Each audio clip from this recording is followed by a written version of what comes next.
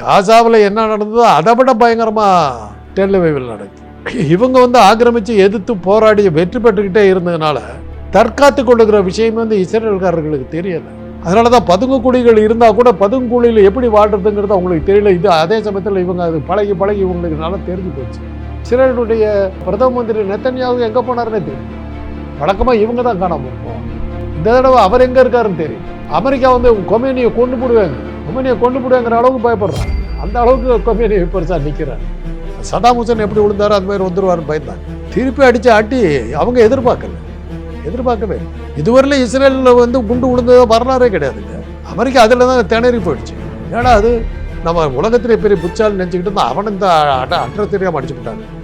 Iran திருப்பி தாக்காதுன்னு நினச்சிட்டாங்க. வழக்கப்படி விழுந்து இது பண்ணுவாங்க, ஐயோன்னு கத்திக்கிட்டு இருப்பாங்கன்னு நினச்சிக்கிட்டு இருந்தாக்கா அடி உத. சீனா எந்த அளவுக்கு டெக்னாலஜி வளர்த்துருக்குதுன்னா பிளேன்லேயே விமானம் தாங்கி பிளேன்களை வச்சு விமானம் பறக்குது. அதில் 10 பிளேன் கூட இருக்கு. அது அந்த இடத்துல போய் இறங்கி டார்கெட்டில் அடிக்க ஆரம்பிச்சு. ரயில் ஏறி வர்றேன்னு கம்பார்ட்மெண்ட்டில் ஃபர்ஸ்ட் கிளாஸ் கம்பார்ட்மெண்ட்டில் ஏறினா அவன் இன்ஜின்லேயே வந்து அதனுடைய விளைவு தான் இன்றைக்கி அமெரிக்காவுடைய சப்போர்ட் இருந்தும் அவன் ஐரோப்பியர்களுடைய சப்போர்ட்டெல்லாம் இருந்தும் கூட இஸ்ரேலால் சமாளிக்க முடியும்.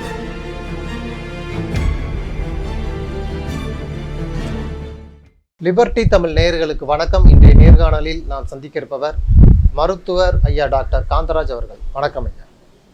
ஈரான் இஸ்ரேல் போர் உலகத்தில் ஒரு மிகப்பெரிய பதட்டத்தை உருவாக்கியிருக்கு. இதில் குறிப்பாக இஸ்ரேலை யாருமே அட்டாக் பண்ண முடியாது, அதிகப்படியான டெக்னாலஜி மிகுந்த நாடு அப்படின்லாம் சொல்லி பல்வேறு விஷயங்களை நம்ம கேட்டிருப்போம். இப்போ சமீப நாட்களாக இப்போ ஈரான் தொடுக்கக்கூடிய ஏவுகணைகள் இஸ்ரேலுடைய கட்டடத்தை போய் அட்டாக் பண்ணுது, அங்கு பாதிப்பு ஏற்படுது, இஸ்ரேலுடைய மக்கள் வெளியேறுறாங்க. இஸ்ரேலுடைய ஒட்டுமொத்த கட்டமைப்பையும் உடைத்து ஈரான் தாக்குதல் நடத்ததில்லை. இந்த மாதிரியான வார்களை எப்படி பார்க்குறீங்க? அதாவது நான் சின்ன பையன்லேருந்து இது நடந்துக்கிட்டு இருக்கிற விஷயம். 1947-46 வருஷம் 2வது உலக யுத்தத்திலிருந்தே இஸ்ரேலுகளுக்கும் வளைகுடா நாடுகளுக்கு மத்தியில் பிரச்சனைகள் நடந்துக்கிட்டே தான் இருக்குது. இன்றைக்கு அது நடந்துக்கிட்டு தான் இருக்குது. எப்போவுமே இஸ்ரேல் தான் ஜெயிக்கும். ஒரு சின்ன தகராறு இவங்க வளைகுடா நாடுகள் போவாங்க, ஒரு சின்ன அடி வாங்கும். ஒரு கார் மேலே ஒரு குண்டு போட்டாங்க, அந்த காரில் இருந்த 2 பேர் இறந்து போனாங்க இஸ்ரேலில் அப்படின்னு வரும். மறுநாள் பார்த்தீங்கன்னாக்கா வளைகுடா நாட்டில் ஏதோ ஒரு இடத்துல ஒரு நகரமே அடைந்ததுன்னு வரும். அந்த மாதிரி இஸ்ரேல் இருந்தது. இன்றைக்கு மொசாட்டுடைய கதையே வேறையாக போகுது. முழிக்கிறோம், புரியல. காசாவில் என்ன நடந்ததோ அதை விட பயங்கரமாக டெல்லவிவில் நடக்குது. அதில் இன்னொரு இது என்னன்னாக்கா இவங்க ஆக்கிரமித்து எதிர்த்து போராடி வெற்றி பெற்றுக்கிட்டே இருந்ததுனால தற்காத்து கொள்ளுகிற விஷயம் இஸ்ரேல்காரர்களுக்கு தெரியலை. அதனால தான் பதுங்குக்குழிகள் இருந்தால் கூட பதுங்குழியில் எப்படி வாழ்றதுங்கிறது அவங்களுக்கு தெரியல. இது அதே சமயத்தில் இவங்க அது பழகி இவங்களுக்கு நல்லா தெரிஞ்சு போச்சு. பதுங்குக்குழியில் உட்காந்துட்டு அவங்க படுற அவஸ்தையெல்லாம் பார்த்தாக்கா பெரியது. இஸ்ரேலுடைய பிரதம மந்திரி நெத்தன்யாகு எங்கே போனாருன்னே தெரியலையே. வழக்கமாக இவங்க தான் காணாமல் போவாங்க. இந்த தடவை அவர் எங்கே இருக்காருன்னு தெரியல. அமெரிக்கா கொமேனியை கொண்டு போடுவாங்கிற அளவுக்கு பயப்படுறாங்க. அந்த அளவுக்கு கொமேனியை பெருசாக நிற்கிறாரு. என்ன காரணம் தெரியல. இன்றைக்கி டெக்னாலஜியில் அவங்களும் வளர்ந்துட்டாங்கன்னு அர்த்தம். அவங்க இவ்வளோ நாள் ஒரு சுகவாசிகளாக வாழ்ந்துக்கிட்டு இருந்தாங்க. பெட்ரோல் காசு அவங்களுக்கு உட்காந்த இடத்துல காசு வந்துக்கிட்டு தான் ஆனந்தமாக பெரிய சொகுசான வாழ்க்கையை வாழ்ந்துக்கிட்டு இருந்தவங்க இன்றைக்கி நம்ம நிலச்சி நிற்கணும்னா நாம் சில வேலைகள்லாம் செய்யணும், நாமளும் எதிர்த்து போராடணுங்கிற எண்ணத்துக்கு அவங்க வந்திருக்கிறாங்க. 2வது வளைகுடா நாடுகளுக்கு மத்தியில் ஐரோப்பிய நாடுகள் அவங்களுக்கு ஒற்றுமையாக இருக்க விடாமல் தடுத்துக்கிட்டே இருந்தாங்க. இன்றைக்கி அவங்களுக்குள்ளார ஒரு ஒற்றுமையை கொண்டு வந்துட்டாங்க. அதுக்கு இது காரணம் என்னென்னா பார்த்தீங்கன்னாக்கா பாகிஸ்தான் ஈரானை சப்போர்ட் பண்ணும். முஸ்லீம் நாடுகள் ஒன்றா சேர ஆரம்பிச்சிருச்சு. அதை அந்த காலத்திலேருந்தே சொல்லிக்கிட்டு இருந்தாங்க. 2வது உலக மகா யுத்தத்துக்கு பிறகு அந்த வளைகுடா நாடுகள் இருக்கிற அந்த இஸ்லாமிய நாடுகள் ஒன்று சேர்ந்து விட்டால் மிகப்பெரிய ஆபத்தை நம்ம சந்திக்க வேண்டி இருக்கும் அப்படிங்கிறத நம்ம அன்றைக்கே சொல்லி தான் அவங்கள பிரித்து வச்சுக்கிட்டே இருந்தோம். எல்லா நாடுகளும் சேர்ந்து அவங்கள பிரித்து வச்சுக்கிது. இப்போ அவங்க ஒன்றா சேர்ந்துட்டாங்க. இது எங்கே கொண்டு போய் விடுன்னு தெரியாது. வழக்கமாக இப்போ இஸ்ரேலுடைய அந்த பாதுகாப்பு எந்த ஏவுகணையும் அட்டாக் பண்ண முடியாது. ஆனால் ஈரானுடைய அதிநவீன ஏவுகணைகள் இஸ்ரேல் அதற்கெல்லாம் தண்ணி காட்டிட்டு போய் அடிக்கிறது எப்படி பார்க்குறீங்க? நீங்கள் சைனாங்கிற ஒரு நாட்டை கவனிக்கிறதே இல்லை. அது இரும்பு திரையில் இன்னும் இருக்கிறதுனால சைனாக்குள்ளார என்ன இருக்குதுன்னு யாருக்குமே தெரியல. சீனர்களுடைய இது டெக்னாலஜி ஃபுல்லாக அங்கே யூஸ் ஆகிருக்கு. நான் அதை எப்படி பார்த்தேன்னா, நம்முடைய தீவிரவாத தாக்குதலில் நம்ம எங்கே மாட்டிட்டு முடித்தோன்னாக்கா, நம்ம ரஃபேல் விமானங்கள்லாம் அடிபட்டு உளுந்து போச்சு. அது உண்மை. நம்ம இவர் தளபதியை சொல்லிட்டார், 3 விமானங்கள் அழிந்தனா மொத்தமாக 17 போர் விமானங்கள் காலி ஆகி போச்சு. அந்த 3 ரஃபேல் விமானங்களில் ஏற்பட்ட இழப்பு மாத்திரம் 18,000 கோடி அப்படின்னு எங்கள் சிங்கப்பூரில் போய் சொல்லிட்டார் நம்ம இராணுவ தளபதி. ஆக அதை அக்செப்ட் ஆகி போச்சு, தெரிஞ்சு போச்சு. அதை எப்படிடா அடித்தாங்கன்னாக்கா, நாம் இதுவரையிலும் கேள்விப்பட்டது விமானம் தாங்கி கப்பலையே வந்து இது விமான தளமாக மாற்றி அதில் வந்து 10 விமானங்களை வச்சுக்கிட்டு இருந்தால் நம்ம பார்த்துருக்கோம். சீனா எந்த அளவுக்கு டெக்னாலஜி வளர்த்துருக்குதுன்னா, பிளேன்லேயே விமானம் தாங்கி பிளேன்களை வச்சுக்கிட்டு விமானம் பறக்குது, அதில் 10 பிளேன் கூட இருக்குது. அது அந்த இடத்துல போய் இறங்கி டார்கெட்டில் அடிக்க ஆரம்பிச்சிருச்சு. நான் ரயில் ஏறி வர்றேன்னு கம்பார்ட்மெண்ட்டில் ஃபஸ்ட் கிளாஸ் கம்பார்ட்மெண்ட்டில் ஏறினா அவன் இன்ஜின்லேயே வந்துட்டான். அது மாதிரி ஆகிப்போச்சு. அதனுடைய விளைவு தான் இன்றைக்கி வந்து அமெரிக்காவுடைய சப்போர்ட் இருந்தும், ஐரோப்பியர்களுடைய சப்போர்ட்டெல்லாம் இருந்தும் கூட இஸ்ரேலால் சமாளிக்க முடியல. அமெரிக்கா வந்து இஸ்ரேலுக்கு சப்போர்ட் பண்ணுறாங்க, ஈரான் வந்து சரணடைகிற மிரட்டல் விடுக்கிறாங்க. அமெரிக்கா சொன்ன உடனேயே ரஷ்யாவும் சரி, சீனா, வடகொரியா போன்ற நாடுகள் ஈரான் பக்கம் வந்துட்டு அமெரிக்கா இது தலைவிட வந்து பேராபத்தை ஏற்படுத்தும்னு ஒரு மிரட்டல் துணிகளை விடுக்கிறது எப்படி பார்க்குறது? அது நீ ஏன்டா வர்றேங்கிறான், இது எங்கள் ஏரியா, நீ அந்த பக்கத்தில் இருக்கிறாள், நீ என்னத்துக்கு இதுக்கு வர்றேன்ற. அமெரிக்காவுடைய கஷ்டம் ஒன்று இருக்குது. அமெரிக்காவுடைய பொருளாதாரம் பூராக யூதர்கள் கையில். யூதர்களுடைய நாடு இஸ்ரேல். அந்த யூதையின் ஏதாவது ஆச்சுன்னாக்கா அங்கே இருக்கிற யூதர்களை வந்து அதை நெகட்டிவாக இது பண்ணாங்கன்னா அமெரிக்கா எக்கானமி ஏற்கனவே படுது பாதாளத்தில் இருக்குது. இன்றைக்கி தெரியும், இன்றைக்கி அமெரிக்கா வந்து ஏறத்தாழ பிச்சைக்கார நாடுகளில் ஒன்றா தான் இருக்குது. அந்த அளவில் அதனுடைய பொருளாதாரம் அடிபட்டு கிடக்குது. அதனால தான் ஊரை விட்டு துரத்துறது, வேலை வாய்ப்புகளை குறைக்கிறது, விசா கொடுக்க மாட்டேங்கிறது, இந்த மாதிரி ட்ரம்ப் வந்து பல்வேறு வகையில் அமெரிக்க பொருளாதாரத்தை தூக்கி பிடிக்கிறதுக்கு என்னென்னமோ ட்ரை பண்ணுறாரு. அந்த சூழ்நிலையில் இதுவும் சேர்ந்ததுன்னா யூதர்களுக்கு பெரிய பாதிப்பு ஏற்பட்டுச்சுன்னா, யூதர்கள் வந்து ஏதாவது நெகட்டிவாக போனாங்கன்னா ஏற்கனவே படுவீழ்ச்சியில் இருக்கிற அமெரிக்க பொருளாதாரம் கண்காணாத இடத்துக்கு போய்டும். ஆனால் இப்போ அமெரிக்கா வந்து இப்போ யூதர்களுக்கு சப்போர்ட் பண்ணி இப்போ 2 வாரம் டைம் கேட்டிருக்கிறாங்க. போரில் இறங்குனா ரஷ்யா, சீனா இது போன்ற நாடுகள் எப்படி அமெரிக்கா சமாளிக்கும்? பயமுறுத்தல் தான். 2 பேத்துக்கு தெரியும் என்ன ஆகும். 1946 5ஆம் வருஷத்தில் போட்ட அந்த அணுகுண்டுகளுக்கு பிறகு ஒவ்வொரு நாடும் அணுகுண்டு வச்சுருக்கான்னு சொல்லி அணு யுத்தத்தை நடத்தவே இல்லை. எல்லாத்துக்கிட்டுமே இருக்குது. இப்போ நம்ம கூடத்தில் என்ன பண்ணிகிட்டு இருக்கிறத நினச்சிக்கிட்டு இருக்கிறீங்க? அணு உலைகள் வச்சுருக்கோம். எது மின்சாரம் தயாரிக்கிறோமோ தயாரிக்கிறது அணுகுண்டு. கல்பாக்கத்திலே அணுகுண்டு தயாரிக்கிறதா சொல்கிறேன். வச்சுக்கிட்டு இருக்கோம், போட முடியாது. இம்ரான்கான் அழகாக சொன்னார்.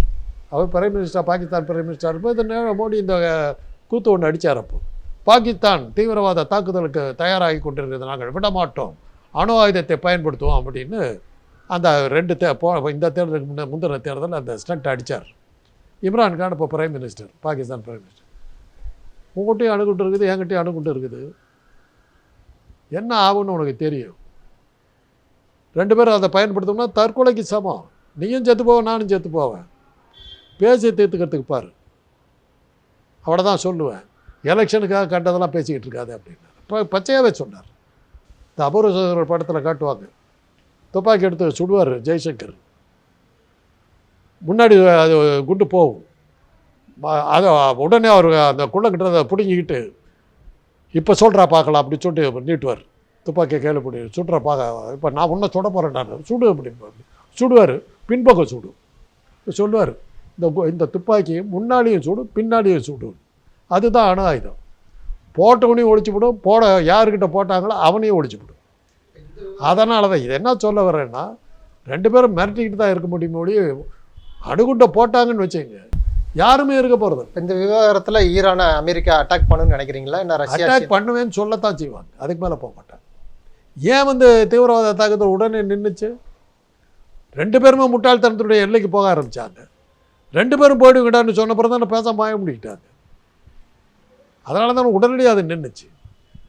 அவர் என்ன நினச்சிக்கிட்டாருன்னா, அந்த இதுக்கு முன்னாடி நடந்தது அது மாதிரி நினச்சிக்கிட்டு இப்போ வந்துட்டாங்க. இப்போ டெக்னாலஜி நிறையா மாறி போச்சு. எதிரிகிட்ட ஈக்குவலாக பவர் இருக்குது. அந்த தடவை இராணுவ தாக்குதல்னு சொல்லிவிட்டாங்க. அதில் தான் மாட்டினார் அர்ணப் கோஸ்வாமி அந்த விஷயத்தை இது பண்ணி. அதே டெக்னிக் தான் இப்போவும் யூஸ் பண்ணாங்க. சரியாக வரல. இதெல்லாம் என்னன்னாக்கா பயமுறுத்தலாமல் ஓடிய நீங்கள் வந்து ஆயுதங்களை பயன்படுத்த முடியாது. நானும் போட்டு பார்த்துக்கலாம் போயிடுவோம். இப்போ அமெரிக்காவும் இஸ்ரேலும் ஈரானை ரொம்ப சாதாரணமாக இடம் போட்டாங்க. இப்போ ஈரான் பின்னாடி இப்போ ரஷ்யாவும் சீனாவும் வெளிப்படையான ஆதரவு கொடுக்குறாங்க, வடகொரியா உள்ளிட்ட நாடுகள். இதெல்லாம் எதிர்பார்க்காத ஒன்று அப்படின்னு சொல்கிறாங்க. மூன்றாம் உலகப் போருக்கு அவங்க ஈரான் வந்து வழக்கப்படி பயந்தாங்க. சதாம் ஹுசேன் எப்படி விழுந்தாரோ அது மாதிரி வந்துருவாருன்னு பயந்தாங்க, நினச்சாங்க. திருப்பி ஆட்டி அவங்க எதிர்பார்க்கவே இல்லை. இதுவரையிலும் இஸ்ரேலில் வந்து குண்டு விழுந்ததோ வரலாறே கிடையாதுங்க. அமெரிக்கா அதில் தான் திணறி போயிடுச்சு. ஏன்னா அது நம்ம உலகத்திலே பெரிய புச்சால் நினச்சிக்கிட்டு தான் அவனை இந்த அட்ரை தெரியாமல் அடிச்சுவிட்டாங்க. உடனே அவங்க வந்து வழக்கப்படி நம்ம ஒரு டெக்னிக்கு மருத்துவமனைகள் மீதெல்லாம் அவங்க தாக்குதல் நடத்துகிறார்கள். என்ன நியாயம்? மனிதாபிமானத்துக்கு அப்பாற்பட்டது. அவங்க சொன்னாங்க, பொதுமக்கள் வந்து வைத்தியம் பண்ணிக்கிற மருத்துவமனைக்கு நாங்கள் குண்டு போடல, இராணுவத்தை உள்ள வச்சுருக்கேன், அந்த ஆஸ்பத்திரி மாதிரி தான்டா குண்டு போட்டோன்னு வாய முடிக்கிட்டான். பப்ளிசிட்டிலையும் மீடியாவை பயன்படுத்துறது அவனால் இஸ்ரேலால் சரியாக செய்ய முடியலையே. பல்வேறு வகையில் தோற்றுக்கிட்டு இருக்காங்க. உலகத்திலே பயங்கரமான உளவு அமைப்பான மொசாட் மீது கூட தாக்குதல் நடத்தி மொசாது தலைமையகத்தை வெடிகுண்டு வச்சு விட்டாங்க. நீங்கள் இதை என்னைக்கு நீங்கள் எதிர்பார்த்துருக்கணும்னா, அமெரிக்காவுடைய இரட்டை கோபுரங்கள் தாக்கப்பட்டு விழுந்ததில்லை, அது அமெரிக்காவே செஞ்சது தான். அதை அப்போயே சொல்லிட்டாங்க. புஷ்ஷோ யாரோ இருந்தாங்க, அவரே செஞ்சது தான் அது. அப்புறம் ஆயிரக்கணக்கான கேள்விகள் வந்து அப்புறம் உலகத்துக்கே தெரிஞ்சு போச்சு, புஷ்ஷே தான் அதை பண்ணாருங்கன்னு தெரிஞ்சு போச்சு. அதை விட்டுருங்க. அதனால் அந்த அளவுக்கு அந்த அந்த அந்த சாமர்த்தியம் இப்போ இல்லையே. ஈரான் வந்து திருப்பி தாக்காதுன்னு நினச்சிட்டாங்க. வழக்கப்படி உளுந்து இது பண்ணுவாங்க, ஐயோன்னு கத்திக்கிட்டு இருப்பாங்கன்னு நினச்சிக்கிட்டு இருந்தாக்கா அடிக்கடி உத. இப்போ இந்த போரை வந்து உலகத்தில் அமெரிக்கா பஞ்சாயத்து பண்ணிக்கிட்டு இருக்கு. அமெரிக்காவை கீழே இறக்கணும், அமெரிக்காவை இது போன்ற விஷயத்தில் தலையிடாமல் தவிர்க்கணுங்கிறதுக்காக இந்த போரை வந்து சீனாவும் ரஷ்யாவும் பயன்படுத்துகிறாங்க. அமெரிக்காவை ஒரு டம்மி பண்ணணும்னு இந்த போரை பயன்படுத்துகிறாங்கன்னு. ஏற்கனவே அமெரிக்கா டம்மி ஆகிட்டு தானே இருக்குது. இன்றைக்கி வந்து ஈராக் அப்பர் ஹேண்டில் நிற்கிறது இல்லை, ஒன்றும் பண்ண முடியலையே. கொமனியை கொண்டு விடுவாங்கிறாரு. கொமனி வந்து சரி கொல்லு பார்க்கலாங்கிறார். நீ எதாவது பண்ணினா உனக்கு என்ன ஆகும்னு தெரியாது அப்படிங்கிறார். பேசாமல் இருக்கிறார். ரெண்டு தாத்தாக்கள் அடிச்சுக்கிற மாதிரி என்னக்கிட்ட அடிக்க மாட்டாங்க. அடித்தா என்ன ஆகும்னு தெரியும். இப்போ மூன்றாம் உலக போர் வர வாய்ப்பு இருக்குது. மூன்றாம் உலக போர் வந்ததுன்னா நீங்கள் இப்போ நம்மளாம் அதை பற்றி கவலைப்பட வேண்டியதே இல்லை. ஏன்னா நம்ம எல்லாரும் அழிஞ்சிட போகிறோம். அதுக்கப்புறம் அதை பற்றி கவலைப்பட வேண்டியது. ஐன்ஸ்டீன் தான் சொன்னார், மூணாவது உலக போரில் என்ன ஆயுதங்களை பயன்படுத்துவாங்கன்னு எனக்கு தெரியாது, நாலாவது உலக போருக்கு என்ன பண்ணுவாங்கன்னு தெரியணும். என்னன்னாங்க வில்லு அம்பு.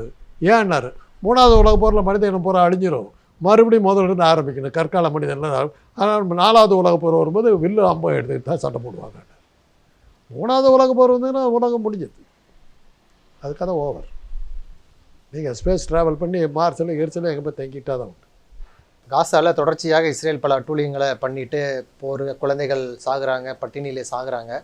இப்போது இந்தியாவில் இருக்கக்கூடிய வலதுசாரிகள், பாஜக ஆதரவாளர்கள் இவங்கெல்லாம் வந்து இஸ்ரேலுடைய புகைப்படத்தை வால்பேப்பரை மாற்றிக்கிட்டு இஸ்ரேலுக்கு சப்போர்ட் பண்ணுறதை எப்படி பார்க்குறீங்க? வெளியே வராத தகவல், வலதுசாரிகள் சொல்லாத தகவல், அம்பானியுடைய துறைமுகம் தாக்கப்பட்டது இஸ்ரேலில் இருக்குது.